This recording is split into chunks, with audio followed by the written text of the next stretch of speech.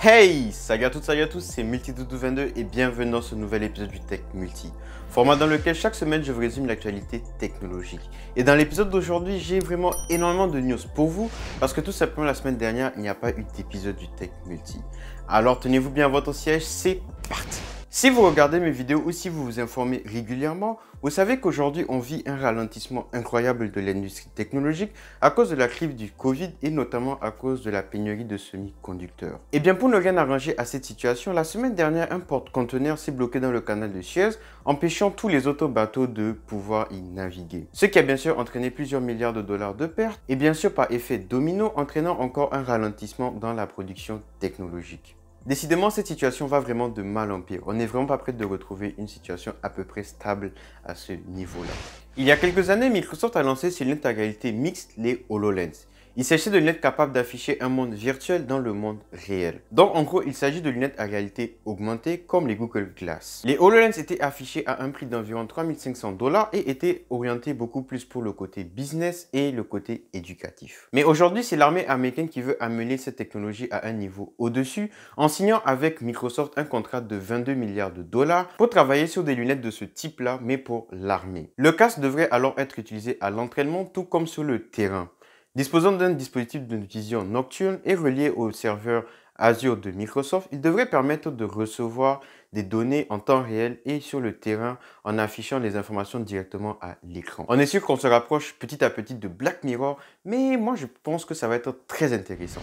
News suivante qui est beaucoup plus un avertissement qu'une news et qui concerne les utilisateurs d'Android. Il y a actuellement un spyware qui se balade et qui est assez dangereux parce qu'il a une forme assez particulière et trompe vraiment la vigilance de la plupart des utilisateurs. Si vous utilisez le Play Store pour télécharger vos applications, vous ne risquez pas grand chose, mais si vous utilisez un store tierce comme par exemple APK Updater ou alors F-Droid, vous risquez beaucoup plus de tomber dessus. Ce spyware prend la forme d'une notification qui s'appelle System Update et qui dit Searching for Update, avec un petit logo Google juste à côté qui lui donne un air encore plus authentique. Alors qu'en réalité, quand ce message apparaît, c'est le spyware qui récupère des données sur vous et qui les envoie directement aux hackers. Et en plus de ça, ce spyware fait partie de la famille des RAT, ce qui veut dire Remote Administration Tools.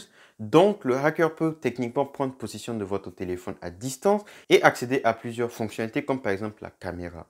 Alors, faites vraiment très attention et téléchargez vos applications vraiment sur le Play Store. Et si vous utilisez un store tierce, je vous conseille d'installer un petit antivirus, ça peut servir. Personnellement, moi j'utilise Malwarebytes et ça marche plutôt pas mal. Le PDG de Google, Sundar Pichai, a plusieurs fois confirmé dans des interviews que Google était en train d'investir énormément d'argent dans du hardware. Et cette semaine, c'est le magazine américain 9 to 5 Google qui a annoncé que Google était en collaboration avec la division Samsung qui fait les processeurs Exynos pour la fabrication du processeur maison de Google. Et le premier appareil de Google qui devrait être équipé de cette puce sera apparemment le Google Pixel 6 qui devrait arriver cet automne. Je trouve vraiment que c'est une très bonne chose que les constructeurs s'intéressent vraiment à fabriquer leur propre puce parce que ça va permettre à ce que leur hardware soit vraiment en collaboration étroite avec leur software, qu'il y ait vraiment une optimisation aux petits oignons et ça va aussi pousser à ce qu'il y ait des différences entre les différents constructeurs, ce qui est vraiment toujours une bonne chose. Cette semaine, Apple a annoncé la date de leur prochaine conférence orientée pour les développeurs, la WWDC, qui devrait alors débuter le 7 juin et se terminer le 11 juin. Et d'après les visuels de présentation, comme à son habitude, Apple nous a peut-être omis quelques petits easter eggs. Et si on regarde les visuels, on peut constater que la plupart des Memoji portent des lunettes qui ont un reflet. Ce qui pourrait alors présager que Apple nous parlerait peut-être du software qu'il y aura derrière leur casque de réalité virtuelle ou leur casque de réalité augmentée. Je ne sais pas si vous en rappelez, mais on en avait parlé dans le Tech Multi numéro 4 qui s'affiche juste ici. Si vous voulez en savoir plus, je vous invite à aller voir la vidéo. Razer a plusieurs fois annoncé des concepts qu'ils ont finalement laissé tomber. Mais aujourd'hui, ce n'est pas le cas. Vous vous rappelez du masque qu'ils ont présenté au CES de 2021 et dont on parlait dans le Tech Multi numéro 1? Eh bien, ils ont décidé de le commercialiser car ils pensent que le Covid n'est pas prêt de partir. Et je pense vraiment que c'est une très bonne idée parce que ce masque intègre quand même pas mal de bonnes fonctionnalités, comme par exemple la filtration, la ventilation et le haut-parleur, sans oublier le RGB. Mais c'est sûr que son prix risque quand même d'être exorbitant. Mais reste à voir, est-ce que c'est mieux d'avoir ce masque-là qui risque de nous durer toute la vie ou en acheter d'autres qu'il faut remplacer régulièrement? À voir. Mais franchement, moi, je suis client. Bang! C'est tout pour la première partie. Maintenant, on va passer à la seconde partie, le tech en vrac. Visa emboîte le pas de Mastercard et autorise maintenant les crypto-monnaies sur leur réseau de paiement.